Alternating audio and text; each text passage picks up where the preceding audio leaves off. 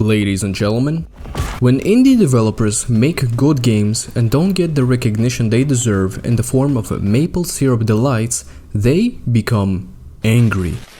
So angry that they make games like Anger Foot, a first-person Footline Miami game all about kicking anything on your path.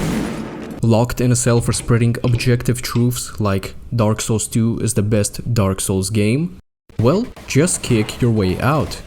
Wanting to shake Kobe Bryant's hand but he is refusing to land his helicopter? Just kick it into oblivion in retaliation.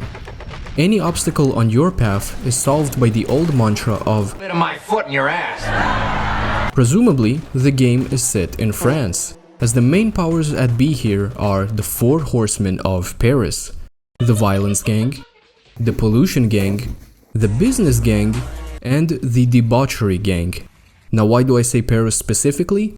Because the intro clearly names the location Shit City. Never has there been a worse pit of crime and degeneracy. The game puts us in the shoes or feet of Angerfoot, the last remaining Parisian with a developed frontal lobe. Though for some reason, Angerfoot uses the great God-given privilege of having intellect to blend with the masses of the single-digit IQ folk by partaking in the hobby of collecting shoes.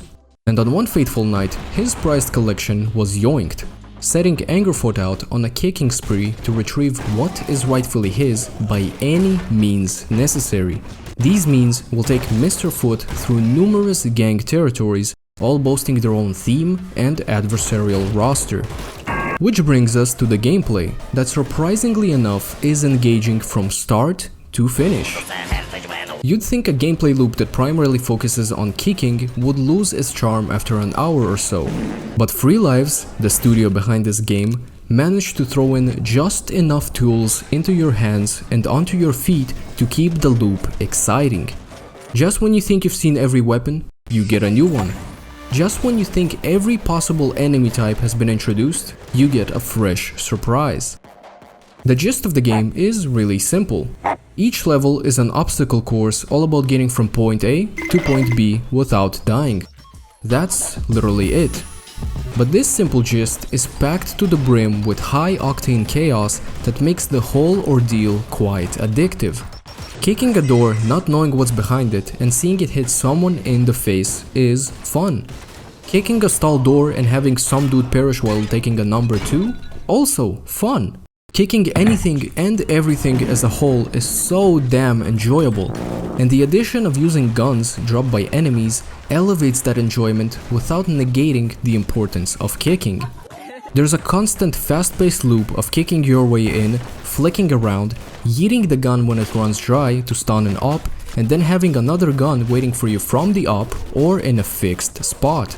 And this loop is made best when you add on top the option to alter your kicks with a variety of different shoes that bring their own gimmicks and use cases to the table, like plowing through hallways with a charged kick of one pair, or experiencing a boomer shooter vibe with another.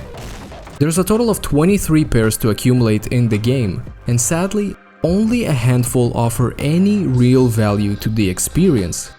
Like kicking flies to turn them into allies with the fly whisperers is a cool gimmick, on paper. Man, come on, now To find a real use case for something like that, you'd have to play in a way that is antithetical to the flow the game constantly emphasizes. Or how about replenishing ammo every time you kick an enemy? That sounds much more useful at first, but then you realize enemies drop weapons left and right, making it a variable that is only useful in super specific instances, which is something that plagues most of the shoes in the game, as you'll come to see shortly. Shoes are unlocked every 5 stars, and said stars are obtained for challenges. Every level will give 1 star upon completion and then an additional 2 if you complete the level's specific challenges. These challenges could be beating a level at a certain speed, beating the level without using guns, or something more specific like getting X amount of headshots in the level, which gives an otherwise underwhelming shoe like brain expanders some actual value by making the enemies' heads bigger. Now I as a completionist love challenges, so much so that I refuse to go to the next level until I get all 3 stars. For the most part, the challenges are really good and play to the strengths or unique elements of the level they appear on. Levels last only like 2 minutes at most, so having a reason to play them again with a certain goal in mind on top of the point A to point B is a fantastic hook, because now instead of a level being chaotic linearity, it becomes a loosely methodical puzzle in which you have to memorize what turns to take and what enemies spawn to execute a clean run for optimal results. However, not all is perfect. For example, the Hyper Runner challenge in Corridor Crunch tasks you with beating the level in 5 seconds, and the only way you can do that is by going through the window at the start of the level. No matter how hard you try, you won't be able to do it, which communicates the fact that this is a challenge you have to return to at a later date with different shoes, which eventually makes unlocking the size 3s that much more satisfying. But another instance is grounded on Narcotomi Tower, that tasks you with beating the level without jumping. As soon as you reach the first large gap, you might think that this level is definitely a job for a particular shoe. But as it turns out, if you kick the vending machine at the start of the level, you can chug on energy drinks and accumulate insane amounts of speed that will yeet you across any gap. Knowing this, I had every reason to believe that this is the play, so I would slurp and fall, slurp and die, slurp and explode for probably an hour trying to get this challenge out of the way. Granted, I was having fun, because I truly believed I am making progress. That was until I got to this one building where everything fell apart, as the issue ahead was not a distance gap, but rather an elevation gap that is only surpassable with the charged kick of the chargers obtained for the boss at the end of this level's territory. The game didn't communicate that this challenge isn't doable at this stage of the game. In fact, it did quite the opposite by allowing me to cover 90% of the level purely on juice. Fortunately, the rest of the challenges that require a specific pair of shoes will explicitly say so or make it rather easy to deduce. And unsurprisingly, that is the only time those shoes have any in-game value. Like the reduced gravitational pull of the floaties is an interesting gimmick, but why would you ever use it when it directly hinders your control of your character in a game all about speed and precision? The only logical reason would be a challenge. That logic is applied to pretty much every shoe that doesn't elevate your capabilities like the chargers and thrusters do with their buttery cut and double jumps respectively. Holy sandals specifically are...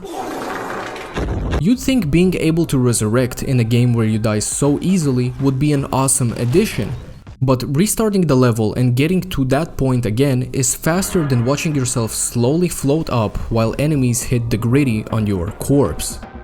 There are also some challenges that are outright bad, like Bombardment and Massacrepon, that have you manipulating the enemy's AI to get the results you want, which more than likely will have you doing over a dozen attempts, because it's something that is more RNG than skill. Not to mention that these challenges go entirely against the flow of the game. As a whole, I'd say about 5 out of the 100 plus challenges are bad, so it by no means is a negative of the game, more so just the raging antics of an achievement junkie. I don't want you to think that this game is about challenges though, because it isn't. They are merely what gives Angerfoot longevity. The game is all about trial and error. Get hit by 2 bullets or 1 melee hit and the level restarts, so most of your playtime will come from trying over and over again. The only real thing you have to memorize in your trials is the route to take, as enemy designs are absolutely crisp to the point where you can instantly recognize what they are based on color, shape, or sound cues, all of which are nothing short of fantastic. On occasion, between levels, there will be little breathers where you can just take in the world and talk to gang members. You will find League players, you will find me and bro, you will find Romanians. Generally, anything unhinged will be found in these breathers. Usually games peak with their boss fights, as they are an accumulation of all the elements that led you to them. And yeah, The bosses in Angerfoot are great.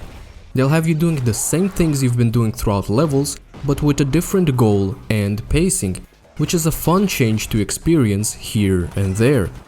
If Angerfoot was a Souls-like, it would have a much higher boss ranking than Lords of the Fallen. You probably wouldn't play this game for the story, but it does have a narrative conclusion, so spoiler alert. The game concludes with Angerfoot arriving in Crime Tower, where the Crime Minister reveals that he orchestrated the abduction of his shoe collection so that he would get rid of the gangs and plant the seeds for a potential nice city. And here you get to make a decision. Do you renounce your subhuman ways of collecting shoes and bring forth the age of a nice city? Or do you kick the Prime Minister in the face and make sure that Paris remains a shithole? All in all, Angerfoot is pretty damn goated. The adrenaline-inducing gameplay loop, combined with the unique, endearing art style and booming music, makes for an awesome indie game that deserves a grippy out of 10. That's about it. Don't forget to slap like, slap wife, hit skubgoob, and I shall catch you in the Black Myth Wukong streams on the 20th of August. Oogie bye!